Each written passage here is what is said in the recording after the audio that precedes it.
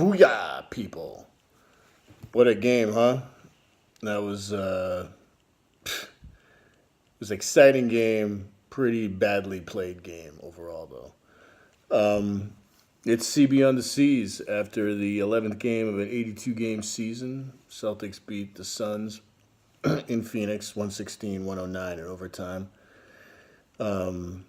So my pull up three pointer, first point, Kyrie, I want to draw your attention to the last play of regulation, that inbounds play with 6 seconds to go.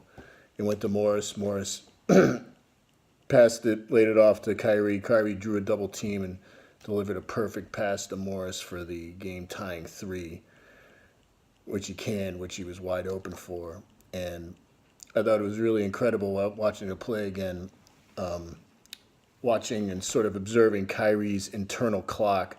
At no point was he rushed. He took his time. He knew exactly how much time was on the clock.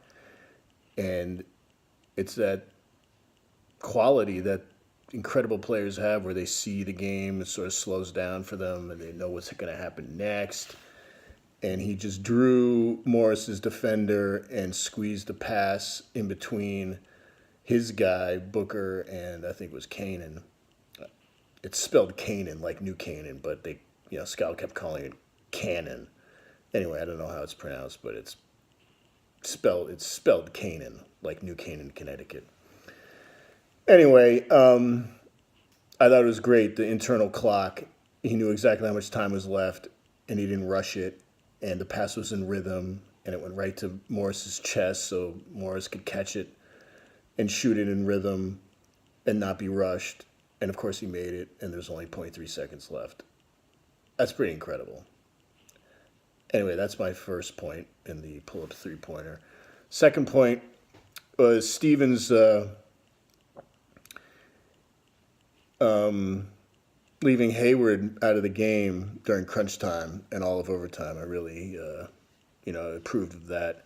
I'm still trying to figure out what Stevens is trying to do with Hayward and his minutes.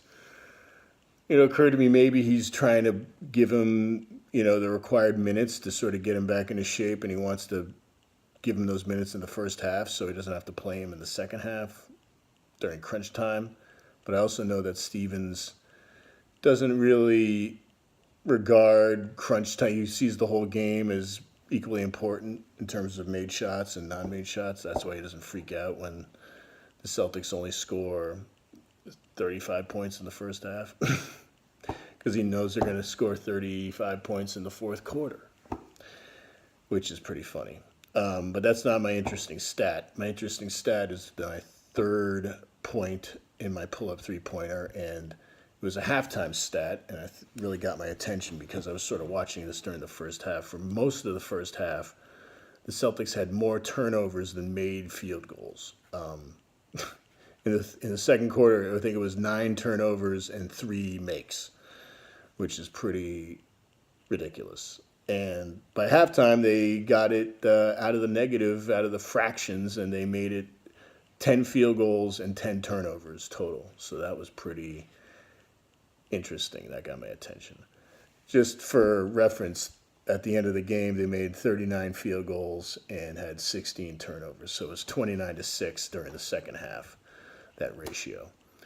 3 stars of the game.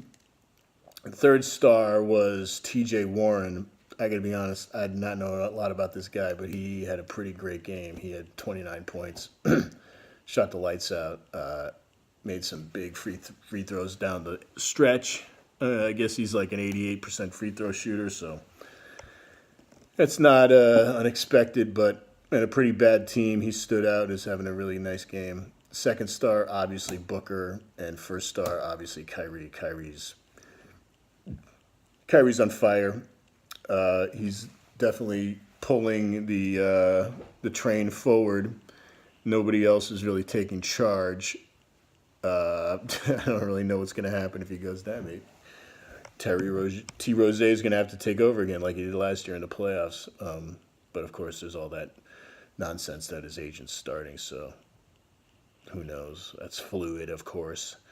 And, of course, the number one star, like I said, is Kyrie. Booker was amazing. They had a great first like 3 minutes of overtime going back and forth. It was pretty fun to watch. Not a lot of defense, but Kyrie was definitely in the zone. Is there a bigger cliche than being in the zone? I don't know. Apologies for that. He was awesome. Three stains on the game. There are a lot of bad players tonight to pick from, but I picked number 3, Baines. He only really played in the first half, and he wasn't the cause of their terrible first half, but he never ceases to amaze me how a 6'11" guy, when he catches the ball in the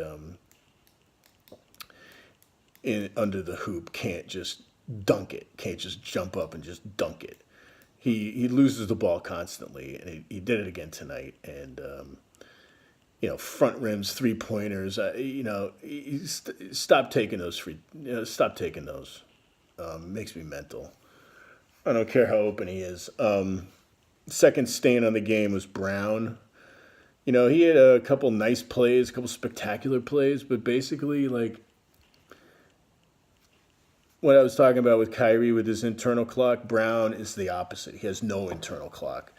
Down crunch time, he had a couple rebounds, defensive rebounds, like just spinning off his hands, going out of bounds. He has no sense of anticipation.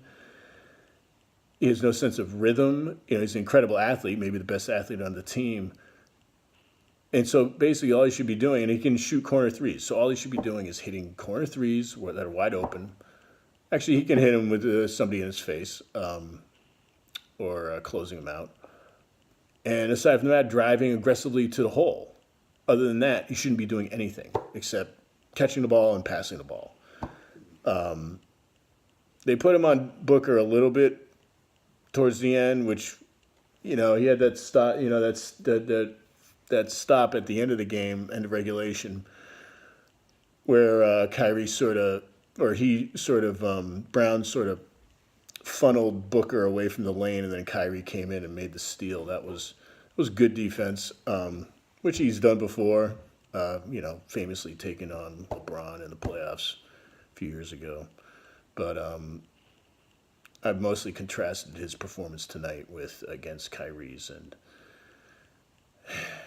he just doesn't have a sense of the game. Not a lot of people do have a sense of the game like Kyrie does, but you got to have a little bit of it at that level. And the number one stain for me was Tatum. He was awful. He didn't contribute on the stat sheet until I wrote this down.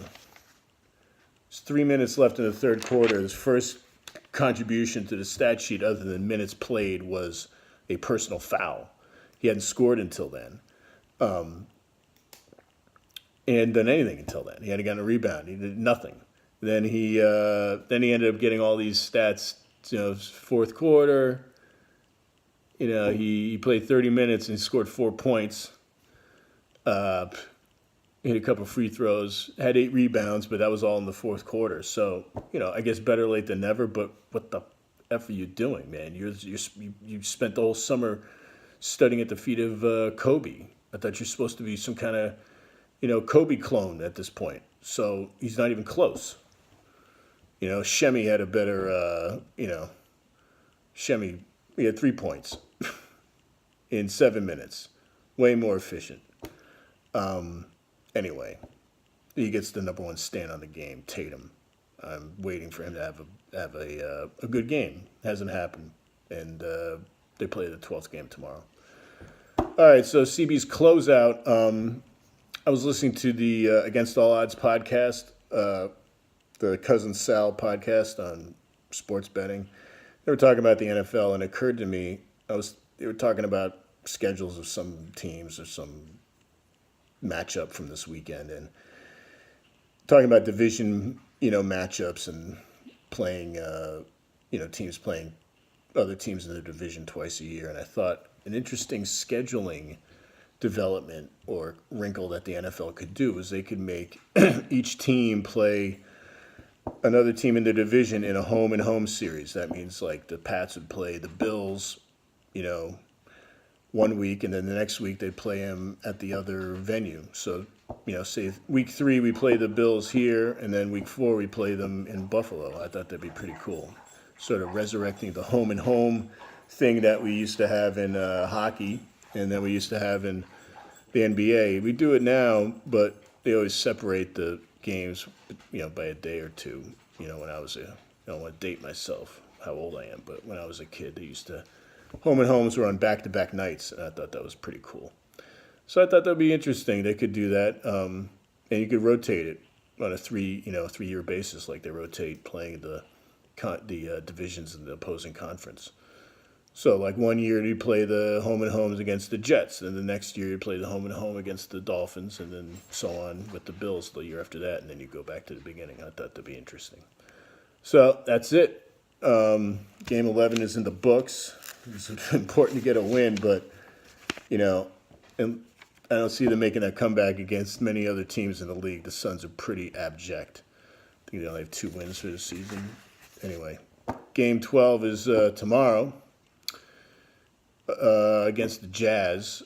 I don't like our chances because they got to basically get on a plane immediately, fly to Utah. They're not going to, of course, not going to do any exercise until the game. They're not going to practice, and they're going to be spent. It's going to be at altitude. They've been at altitude. So don't like their chances tomorrow, but I'll see you all tomorrow night. We'll see how it goes. Big win tonight. Kyrie playing like Kyrie. Peace.